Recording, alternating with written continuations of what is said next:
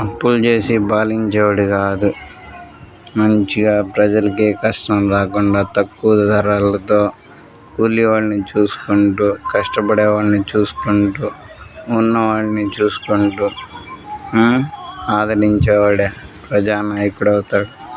అందుకని ఈ పొలిటికల్ ట్రిక్లు వాడేవాడు కాదు. మళ్ళీ జగన్మోహన్ రెడ్డి వచ్చి అన్ని పొలిటికల్ ట్రిక్లు వాడి జనాన్ని మోసం చేసి, అప్పులు చేసి ఎంతో మోసం చేస్తున్నాడు. నమ్మడానికి ఎంతో ఆశ్చర్యకరంగా ఉంది. ఇలా చేసి పెడుతున్నాడు అంటే నెక్స్ట్ సారి ఎలక్షన్లో ఎలా వస్తాడో ఏం ట్రిక్లు ఉపయోగిస్తున్నాడంటే political trick. Human psychology, so many different types. వీడిని చూస్తే మళ్ళీ అది గుర్తుకొస్తాం.